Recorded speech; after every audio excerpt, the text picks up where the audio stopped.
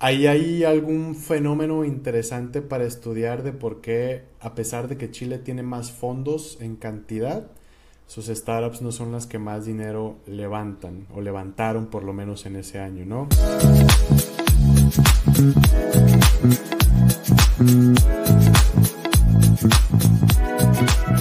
Israel García, co-founder y CEO de Startup Links. Bienvenido, Israel, muchas gracias por estar acá. Ignacio, gracias por tenerme, men. Nada, para mantenernos entretenidos en Semana Santa también, pero... Exacto.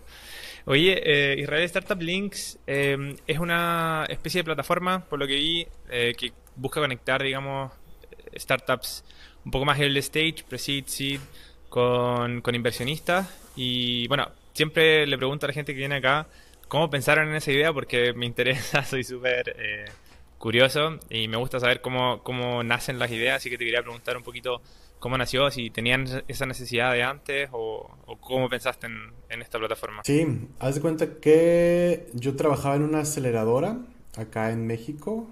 Estuve ahí de 2016, noviembre a 2020. Y prácticamente en la aceleradora, pues me tocó un poco hacer de todo, ¿no? Buscar empresas, perks, mentores, programa, demo days, eventos, comunidad, seguimiento, reporteo, etcétera. Entonces, después de 3 años, para mí era como, oye, pues está chido, está padre, está bacán, está chévere trabajar con emprendedores, pero ¿qué pasa con los que se quedan fuera y no entran, no? Entonces, por ahí como que me surgió el gusanito de hacer algo para poder ayudar a también a esas empresas con la idea de nunca hacer un programa de aceleración, o sea, no ser una aceleradora y que pues fuera suficientemente escalable, ¿no? Para atender a la mayor cantidad de empresas. Con la idea, bueno, en ese entonces no lo tenía tan claro de por qué quería hacer. Me tomó, después de haber arrancado Startup Links, como un mes, como que descifrar mi cabeza. Y al final un poco la misión romántica o el porqué de eso era, creo que pues en Latinoamérica, entre más personas tengamos, bueno, no solo en Latinoamérica, en el mundo, entre más personas tengamos resolviendo los problemas del mundo con tecnología, pues más rápido se van a resolver y por ende tendremos un mundo mejor. Entonces, mi manera de contribuir de que haya un mejor mundo es habilitando o ayudando a personas que están contribuyendo a eso, enseñándoles y dándoles herramientas o networking para que con sus startups pues, puedan hacer un mejor mundo.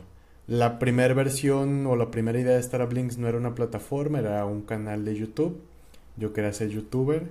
Llegué a hacer un video, por ahí está en mi LinkedIn, en fijados de las primeras publicaciones, que fue una reseña de un startup de acá de México, una fintech, pero bueno, llegó pandemia y fue evolucionando hasta lo que hoy día conocemos, justo plataforma slash comunidad con recursos, información para fundadores, inversionistas, aceleradoras y el ecosistema.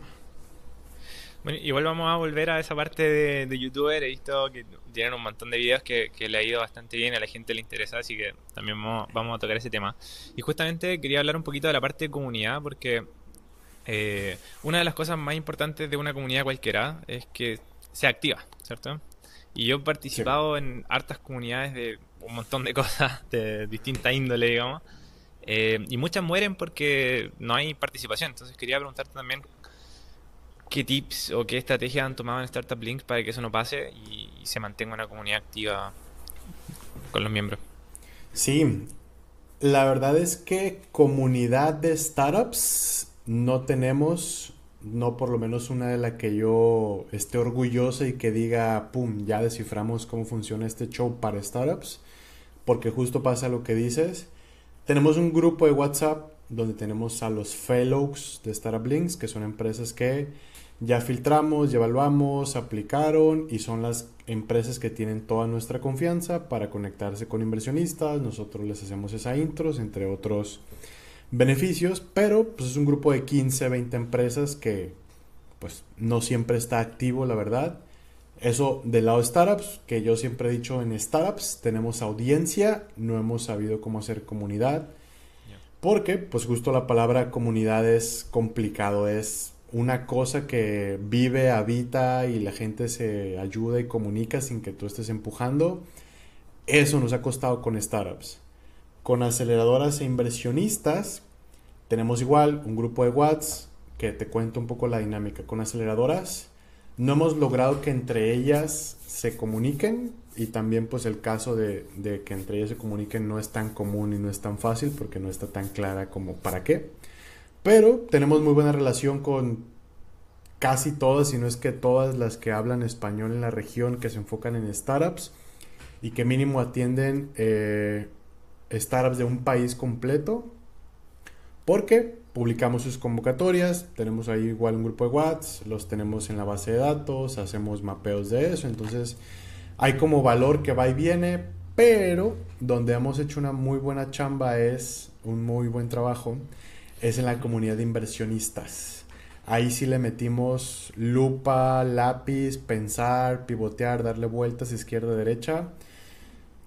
Entonces, VCs, CVCs, clubs de ángeles y...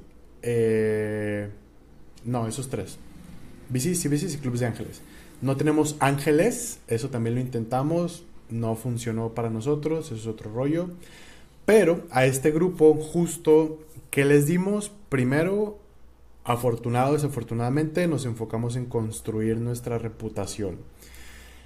En aquel entonces, justo el podcast que lanzamos era una de las cosas que quería lograr, construir reputación, y ahí estuvo un rato, ¿no?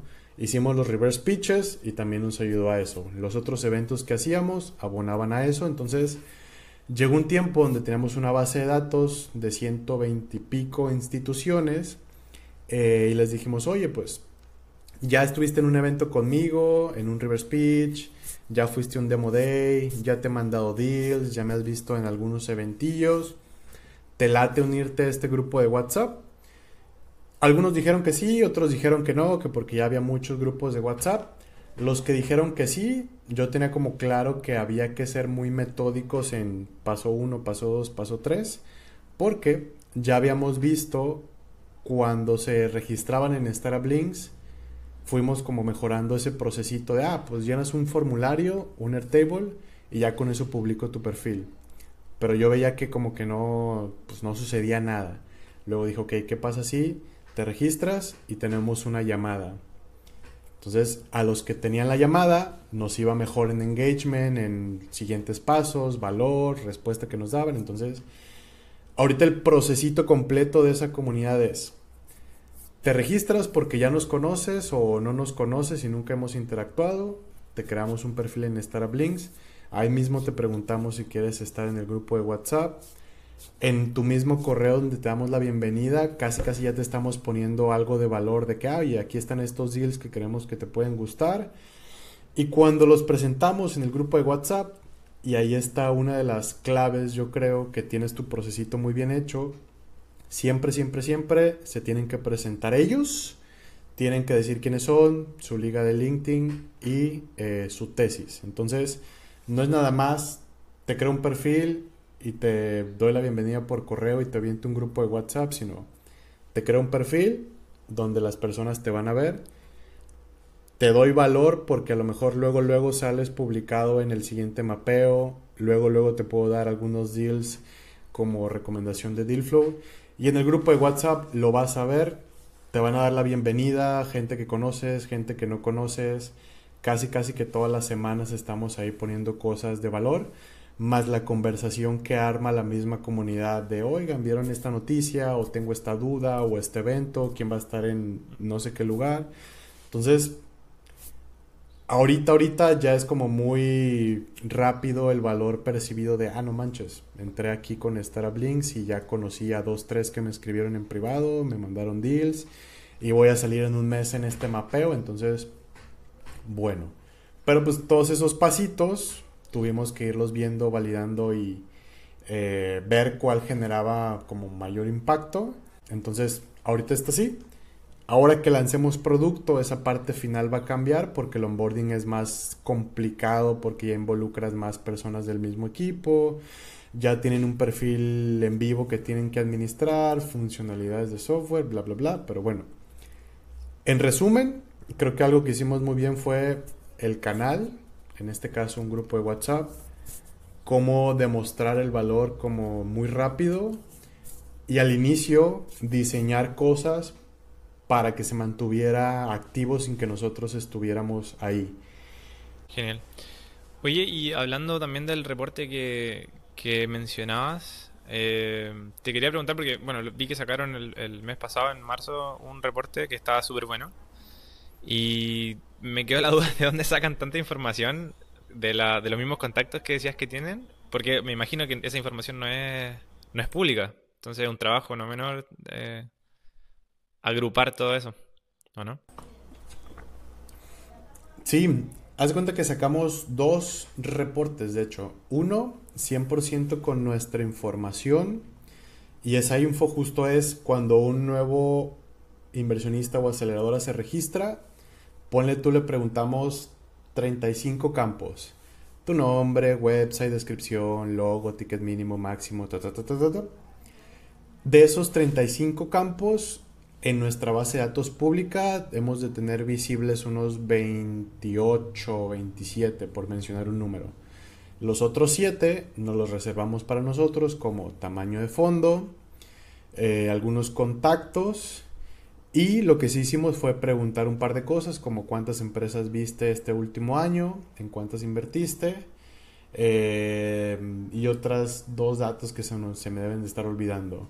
Entonces, ese primer reporte sí tenía datos que, y aquí me voy a ver ser humilde, pero estoy seguro que nadie más tiene tan actualizados y con tanto detalle como nosotros. Los podrían tener las No, asociaciones de seguramente. Venture Capital y diferentes instituciones. Pero nada, pues llevamos haciendo esta chamba desde hace 4 años y ya vimos como por dónde va. Ese fue el primero. Y el segundo, que bueno, los dos los hicimos en colaboración de Cuántico, que es pues un aliado con el que hemos trabajado todo el tema de reportes, research, investigación y varios eventos. Con ellos lo que hicimos fue, oye, yo te pongo todos los datos y las cosas de las que quiero hablar, tú haces toda la parte visual, entre los dos difundimos. Y el segundo reporte, donde se habla más de volumen de fondeo por país, por industria, deals más grandes. Se habló también de eventos, como varias cosillas diferentes. Acá el líder de ese reporte, por así decirlo, fue Cuántico, que tomó varias fuentes de datos entre Lafka, PitchBook, Crunchbase, su propia investigación. Y acá nosotros actuamos más como un promotor de ese reporte, ¿no? Difundiendo, aportamos con poquitita info que habíamos puesto para parte del otro reporte, pero acá sí fuimos más como, por así decirlo, el copiloto, en el otro, en el primero, sí fuimos el piloto. Eh, que hicimos Ya. estos reportes porque a la larga justo queremos ser parte de eso, ¿no? Crunchbase, PitchBook, Parlatam y estos son como ensayos que estamos haciendo para ver qué tan fácil, difícil, qué puede salir bien, qué puede salir mal, a la gente le gusta, sí o no. Parece que gusta, entonces definitivamente yo creo que vamos a seguirle dando por ahí.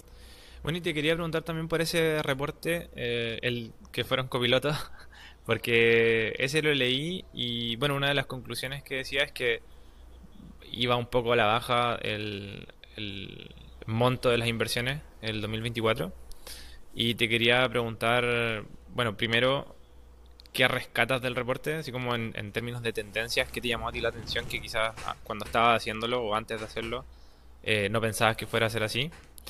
Y segundo, ¿cómo ves que va la cosa en 2025? Me imagino que, bueno, no lo tienen como dato quizás duro todavía, pero está en contacto constante con varios inversionistas y nada, con toda la incertidumbre que hay ahora, me imagino que debe ir más a la baja todavía el tema, ¿no? Sí, de las cosas que me llamaron la atención del reporte, mmm, cuando tú ves el volumen de fondeo y lo comparas con la cantidad de inversionistas que hay en esos países, siempre vas a ver Brasil con pues, que sus startups levantaron más dinero y que tienen muchísimos más inversionistas que todos. Luego México y en este año, el año pasado, el 2024, normalmente tienes a Chile como el país que más fondos tiene nacidos en Chile o nativos de Chile después de México. Luego Argentina y luego Colombia y luego Perú y luego el resto, ¿no? De países. Pero en volumen de fondeo, volumen de dinero levantado, tienes Brasil, tienes México y tienes Colombia. En este año en específico, de hecho, estuvo Argentina, luego Colombia, luego Chile, luego Perú. O sea, ahí hay algún fenómeno interesante para estudiar de por qué, a pesar de que Chile tiene más fondos en cantidad, sus startups no son las que más dinero levantan o levantaron por lo menos en ese año, ¿no? Un dato que no sacamos es cuántos assets under management tienen los fondos chilenos, que ahora que lo pienso en voz alta hubiera sido bueno sacarlo para compararlo con los otros países, pero normalmente uno veía Brasil, México, luego Colombia en volumen de fondeo y luego los demás. En este en específico se coló ahí Argentina, un poco sí apalabrado o apalancado por la ronda de Iguala de 300 millones, pero igual Chile no fue el siguiente lugar, ¿no? Fue como el cuarto después de Argentina, Colombia. Entonces, interesante. Un poco por ahí mi hipótesis tiene que ver con Corfo. Que en algún momento acá en México un poquito sucedió lo mismo, ¿no? Siento, no tengo evidencia más que el puro feeling de esos datos que tener como este soporte de gobierno por tiempo prolongado en demasía, en lugar de hacerte un bien, te termina siendo un mal, porque caes como en una zona de confort. En México siento que nos estaba pasando hasta que llegó pues un nuevo gobierno y dijo que eso ya no iba a funcionar así, como que cortó el apoyo del tema de inversión en nuevos fondos y pues nada, como que le dimos la vuelta a eso cuando todos pensábamos que se iba a venir para abajo el ecosistema, etcétera, etcétera. No pasó, al contrario, sí, siguió creciendo. Entonces, eso por un lado, el tema de algo que como que me llamó la atención. ¿Me recuerdas la segunda pregunta? No, ¿cómo crees que va la tendencia en 2025 sobre todo en el contexto que estamos viviendo de tanta incertidumbre con las tarifas, todo el tema? Que caen las acciones también, me imagino que las acciones en startups también están bajando. Sí, o sea, lleva un par de años que pues está complicado levantar dinero y ahí un poco justo platicaba ayer con un founder de que, oye, pues es que me preguntó como, oye, ¿cómo está el tema de levantar? Le digo, no, pues igual, tú lo conoces mejor que yo, llevas ahí un año remando y está prácticamente igual. Por un lado tienes fondos gigantescos que sí levantaron medio billón de dólares o 100 millones de dólares para su fondo 4 o 5. Y del otro lado, pues tienes fondos chiquitos en su primer año que les está costando, o fondos en su segundo fondo de 20 30 50 que les está costando. Entonces está como un poquito disperso, pero al final está complicado. Tema del PIS. Complicado levantar dinero con el PIS de la TAM. Porque o tienes que hacer una gran labor de evangelizar. O esos fondos ya le metieron a estos fondos grandes. O a fondos en Estados Unidos. Entonces, complicado. Son como los tres, por así decirlo, cosas que un LP potencial está haciendo o pensando. Y por otro lado, se están invirtiendo en startups con esta un poco filosofía de no, pues que sí, que tenga revenue, ojalá que ya esté cash flow positive, pero al mismo tiempo esta filosofía de que tu startup te apegues a un tema de ser cash flow positive se contrapone un poco con el modelo de venture capital que es te invierto para que crezcas, levantes más dinero, subas valuación y en 2 o 3 rondas a lo mejor yo inversionista pre-seed seed pueda salir. Entonces, Claro. si te invierto para que sigas siendo cash flow positive y no gastes tanto dinero, mi salida se va a prolongar y por lo tanto esos 10 años o menos que ya tengo de tiempo de duración de fondo me van a empezar a meter en problemas porque pues necesito hacer líquida mi participación, que ese es otro rollo que les está pasando a algunos, ¿no? De que, oye, pues ya te di dinero para un primer fondo y no he visto que el dinero se regrese.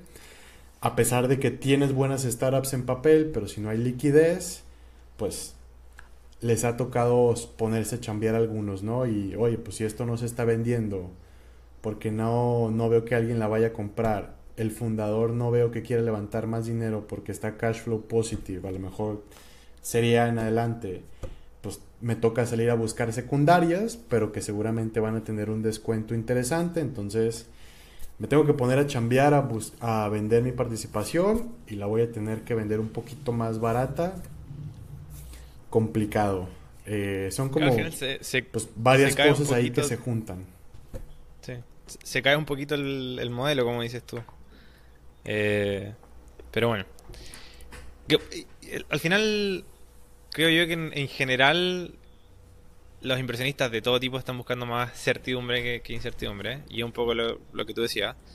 Y tengo la teoría también que en ese fenómeno que decías tú en Chile, por conversaciones que he tenido, va un poquito en esa línea también, porque en Chile esos fondos, si bien es cierto, efectivamente gracias a Corfo se han creado muchos, de repente no son mucho de la cultura de Venture Capital y terminan como siendo muy quisquillosos a la hora de invertir, entonces no invierten tanto porque quieren irse a la segura, quieren más certidumbre que incertidumbre y nada, o sea, como que no funcionan tanto a la hora de levantar. Bueno, como te decía también antes, vi que estabas también en ALAS, que es este Latin American Startups Alliance. Quería preguntarte un poquito, porque algo vi, estuve investigando, pero quería que me contaras un poquito de detalles de lo que hacen. Sí, sí, sí, sí, que eso tiene pues 2 semanas o una anunciado, pero un par de Sí. meses atrás como platicado, que ahí la primera vez que como que me hablaron de esto fue en Colombia el año pasado, agosto, septiembre de 2024. Junior Rodríguez, que es un amigo, compañero de trabajo en Brasil, él estuvo en la Asociación Brasileña de Startups y me dice, oye, me gustaría hacer esto, algo, una cosa donde pues toda la TAM se comunique, esté en contacto, colabore, haga cosas, etcétera. ¿Te late? Sí, ¿no? Yo dije, va, Simón, me late. Primero me mandó como una presentación sencilla donde hablaba de la idea general. Le digo, va, cuéntanos adentro. Y ya en diciembre se puso un poquito más seria la cosa. Resumen, justo la Alianza Latinoamericana de Startups prácticamente pues tiene la misión de que todo el ecosistema se pueda conjuntar, todo LATAM, incluido Brasil, o todo Brasil, incluido el resto de la región, que pues era algo que se complica y ahora que estamos como ya haciendo las cosas, ya puedo como darme cuenta de por qué era como tan complicado o es complejo. Y al final se están creando estas task force, que son como pues grupos de que, de startups, donde estoy yo liderando, de Venture Capital. Hay uno de gobierno, hay uno de comunidades, uno de corporativos, uno de medios y se me debe estar yendo alguno. Entonces, cada quien, o bueno, se lanzó como un tipo convocatoria para que hubiera personas participando en estos grupos de trabajo. Y pues nada, de nuestro lado, nuestra labor, dos cosas. Que inversionistas de toda la región y ojalá también fuera de la región se conozcan entre ellos para hacer networking, compartir deals, coinvertir, whatever cosa que pueda surgir. Y del otro lado, facilitar el acceso a inversión a nuevas startups. O sea que pues así como se conocen inversionista, pues inversionista startup. Entonces, sobre eso vamos a estar empujando este año en parte. Eh, Muy duro, te digo, por lo menos esta parte y el primer evento justo lo acabamos de anunciar hoy. Bueno, todavía no lo hemos puesto en redes, pero literal terminando esta llamada tengo ahí las pestañas para hacerlo. Que va a ser un networking súper sencillo de toda la región, Latam, Brasil, México, Colombia, Chile, o sea, como todos los que quieran asistir. Y es eso, ver cómo entre toda la región podemos colaborar para dejar de estar como tan fragmentados y empezarnos a poner las pilas, por lo menos de serie A para abajo, que es donde está Blinks y la mayoría de los otros instituciones que estamos ahí metidas, nos movemos. Buenísimo. Oye, y dado la gran cantidad de deals que has visto, estas startups que están levantando y todo, quería preguntarte cuáles son las características que tú crees que hacen que una startup sea más invertible, entre comillas, que otra, como qué tienen esas startups que logran levantar, más allá que no es el objetivo. Muchas veces se pinta como que levantar una inversión es el objetivo de la vida y se celebra un montón, que obviamente ayuda muchas veces en ciertos contextos, pero tampoco es como que no has ganado la carrera todavía. Pero nada, o sea, de nuevo, ayuda. Entonces, ¿cuáles son las características que tú crees que tiene una startup que es más invertible versus otra que no? Sea del equipo, del negocio, Sí, etcétera. sí, sí, sí, sí. De nuestro lado, nosotros evaluamos cuatro cosas: idea, tracción, conocimiento de venture capital y skills de comunicación. Un poco contrario a la idea de cállate con el problema, no la solución. Nosotros creemos que no, que evaluamos la idea. Hace poco, bueno, hace un tiempo escuché la frase un buen jinete no se monta en un mal caballo. O sea, un buen fundador no va a agarrar una mala idea, no se le va a ocurrir una mala idea. Yo creo que esa frase es cierta. Entonces, idea, ¿qué estás haciendo? Que nos haga sentido y que no lo hayamos visto 100 veces. Si nosotros vemos empresas, un inversionista ve 10 veces más empresas en una semana que nosotros. Entonces, tener algo que no haya visto y que le haga sentido, a lo mejor por su experiencia o por el mercado, por lo que esté escuchando, que aquí pues literal no hay como un consejo, solo es pues que tengas la dicha de estar trabajando en algo que sea interesante, que tenga un buen timing y que sí parezca un problema. Eh, Tracción, nosotros, Startup Link, sí evaluamos tracción porque hemos visto que a partir de $10,000 en MRR o 15,000 de GMB en adelante es donde empiezan los fundadores ya a ser suficientemente maduros, ellos y sus empresas, para que los empiecen a tomar en cuenta. Si le preguntas a un fondo, te va a decir, oye, ¿qué tracción? Y todos te van a responder, depende, a menos que tengan claro que no invierten en pre-revenue. Pero la mayoría te va a decir, depende del modelo de negocio, de bla, bla, bla, bla. Nosotros odio esa respuesta de $10,000 en adelante. Empiezas a haber ya tenido suficiente experiencia para haber como fracasado o encontrado cosas interesantes.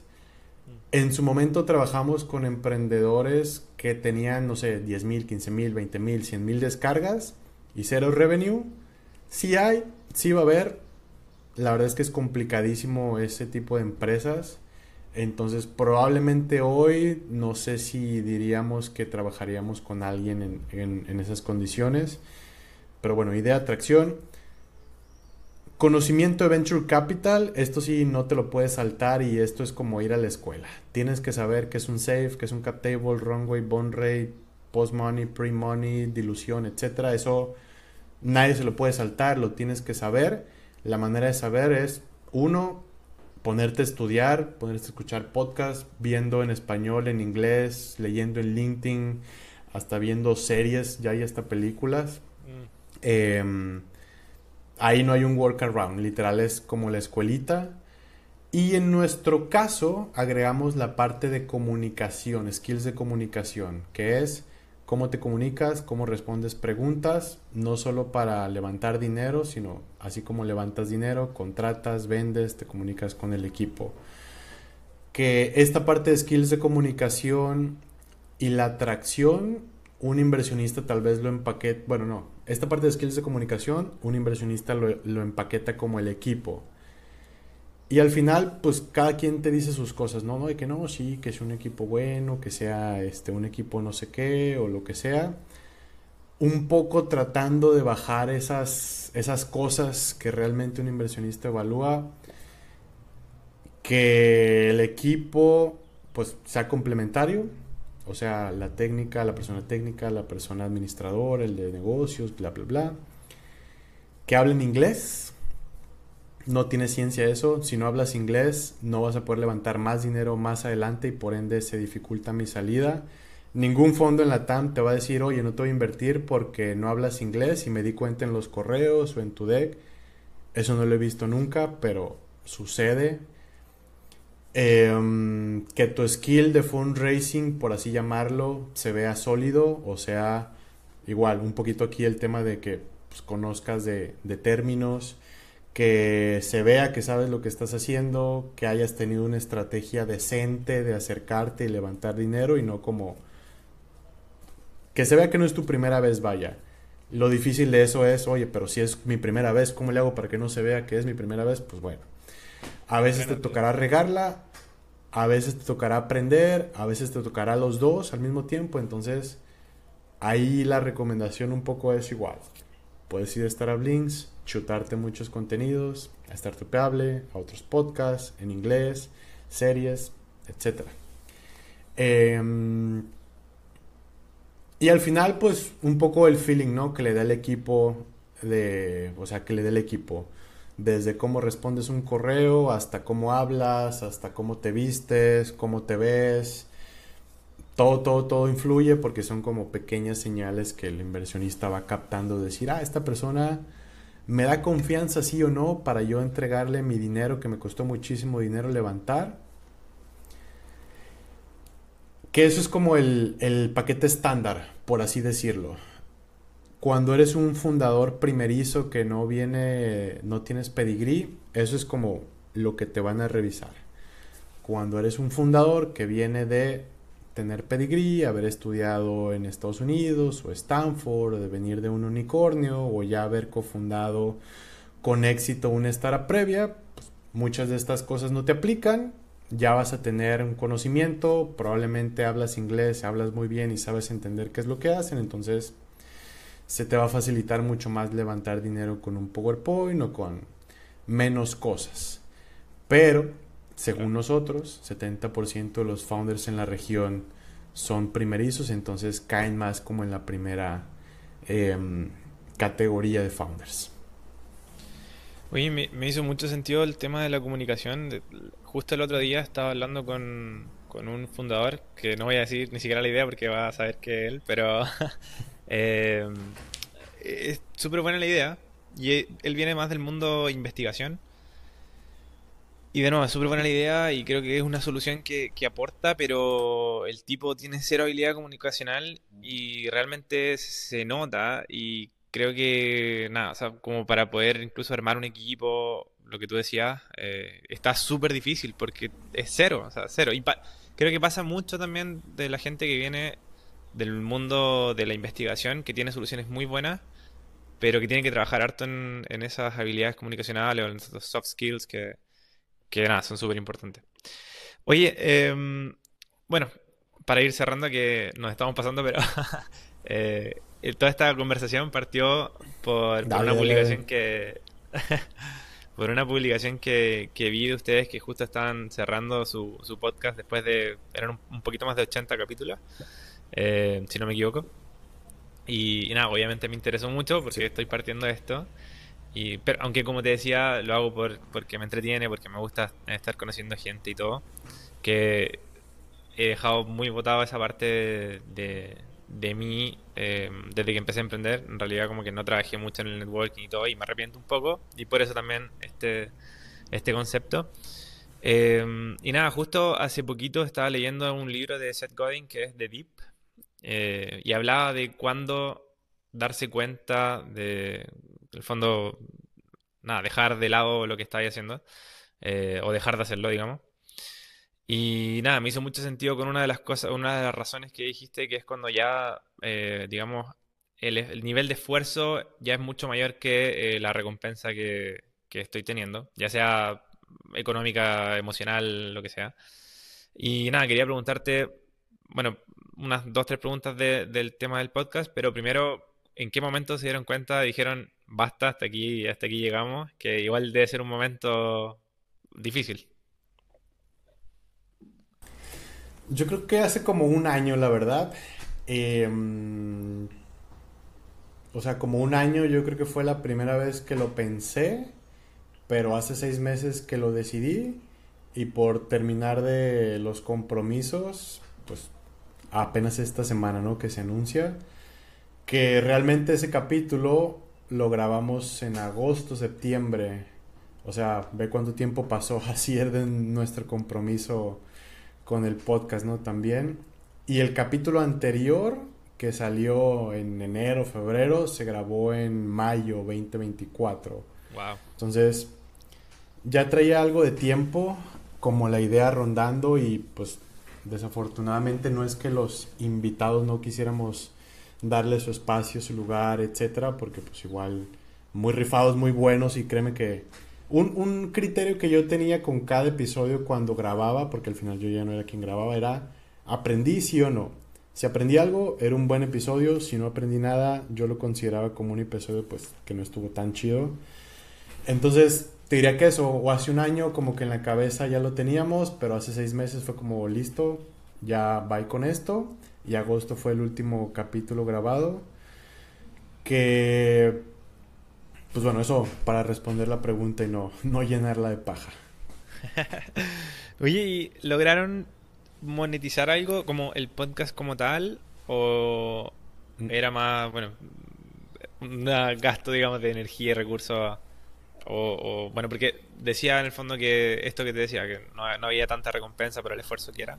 Pero nada, ¿lograron algún nivel de monetización? Sí, parte de los paquetes de patrocinios que tenemos estaban incluidos capítulos de podcast. A veces eran tres, a veces dos, a veces uno. Y en algún tiempo sí llegamos a meter como 10 capítulos en un paquete de un año, que en ese entonces pues nos dio muchísimo. Y si ven como del capítulo 20 al 30 40 ahí van a ver qué patrocinadores. Que también eso lo hicimos muy mal. Metíamos el... Ah, mira, eso se me olvidó ponerlo. Metíamos el patrocinador al mero inicio, entonces no hagan eso. Primero denle valor al episodio y luego ya meten sus comerciales. Eh, um, pero bueno, si lo monetizamos de esa manera, que pues parte de los modelos de Startup Links es eso, como un tipo medio donde tienes publicidad o patrocinios, podcast, newsletter, la plataforma, redes sociales, etcétera. Entonces, por ahí sí. Y ahorita al final, bueno, tenemos igual como un año, 2 años monetizando el canal de YouTube, pero centavos de dólar, literal. O sea, no hemos hecho cash out, no hemos llegado al límite que son como de $100, 150 para poder retirar tu dinero. No estamos ni cerca de eso, entonces no diría que también que eso es muy bueno. Spotify en la TAM todavía no te paga, en Estados Unidos sí está activado. Entonces sí, monetizamos sí, pero Patrocinio. al final complicado. Oye, y bueno, justamente del tema de YouTube, he visto que sus videos más educacionales como que les va súper bien. Y nada, quería preguntarte qué otro tipo de contenido has visto que les sirve a ustedes como para ir generando más alcance y creciendo en esos canales más comunicacionales. Sí, al final todo lo que le puedas meter SEO es un poco más fácil de vender. O sea, a un capítulo de podcast tipo el último, que se llamó así Angel Ventures, administrar más de 120 millones de dólares. No va a ser algo que alguien busque, ¿no? De que, ¿cómo administrar 120 millones de dólares? Pues no. Es más probable que alguien busque podcast Angel Ventures o Angel Ventures y ahí salga el podcast. Pero es todavía más probable que alguien ponga cómo funciona un safe en español, o qué significa SaaS, o cómo vender B2B. O sea, ese tipo de contenido, que es lo que ahorita en nuestro canal tiene más empuje, que es una SAPI, que es un tipo de empresa en México. Modelos de negocio, Safe, Cayman Sandwich, LLC. Literal, esos son nuestros top 5, top 7 me parece. Que eso es como, pues, algo que afortunadamente descubrimos y que cuando empezamos con el canal de YouTube lo empezamos a hacer medio mal, corregimos, que ahí sí tocó meternos a modificar 80 videos, su descripción para llenar bien con el texto, Yeah. ponerle los tags, todos los campos que te pide YouTube, ponerlos al 100. Pero bueno, ese tipo de videos Dos, los mapeos, que igual esto fue un diciembre que la vida me iluminó y tratando de encontrar como cómo le hacemos para crecer. Fue como, oye, pues ya tenemos la base de datos, tienes mucha información, ¿qué pasa si? Yo ya había visto mapeos de startups, de que, este es el mapeo de startups de Bolivia, este es el mapeo de startups en Acte, este es el mapeo de startups en SaaS de México. Entonces yo dije, ok, eso, ¿qué pasa si ponemos mapeo de aceleradoras? Y ya, hicimos uno, fue el mejor post que hemos hecho en toda la vida hasta ese entonces y dije, ok, ya, pum, por aquí.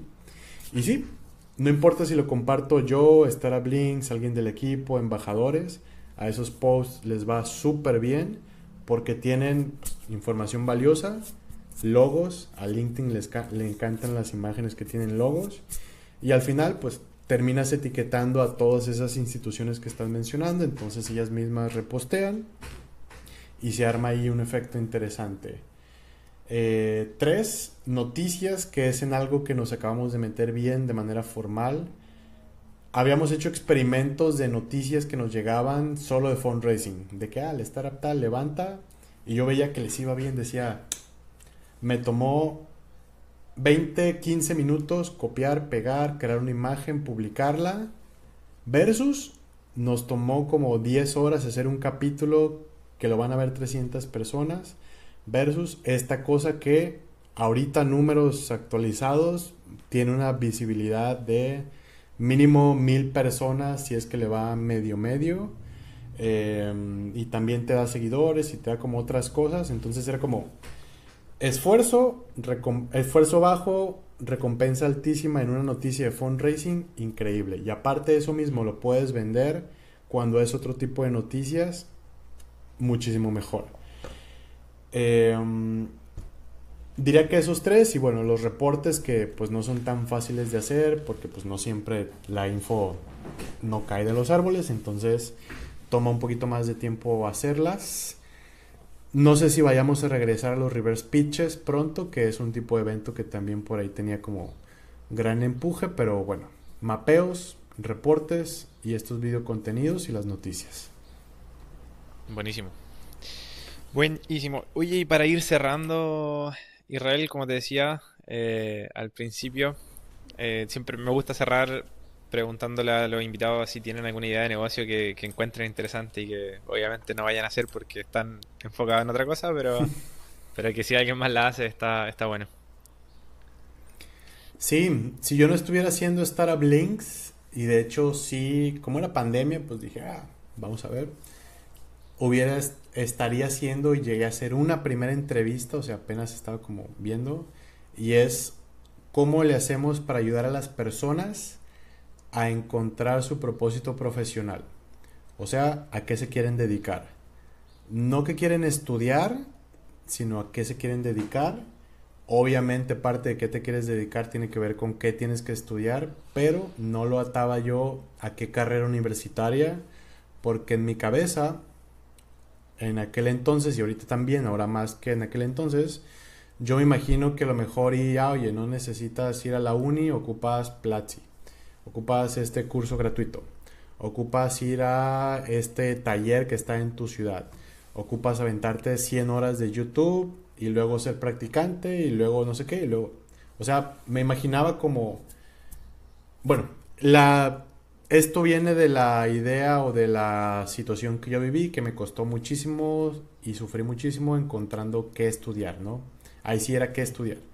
Estoy en ingeniería industrial, la carrera más comodín de la vida, Sí, me sirvió, me igual. gustó, me hizo divertido, sí, pero bueno, em, sufrí bastante y pero al final caí en algo que me encanta, o sea, Semana Santa y aquí estamos felices de la vida, trabajando, pero veo que muchos compañeros y la gente en general en el mundo la siento como muy frustrada de que, oye, pues tengo un trabajo ahí más o menos que me da para pagar, pero siempre estoy de malas o estudié esta cosa porque no sabía qué estudiar, bla, bla, bla, bla. Entonces yo dije como, güey, entre más rápido las personas encuentren qué les hace feliz y se dediquen a eso profesionalmente, pues igual podemos tener un mejor mundo, gente menos amargada, etcétera, etcétera, etcétera. Entonces, eso, quería hacer algo para que las personas supieran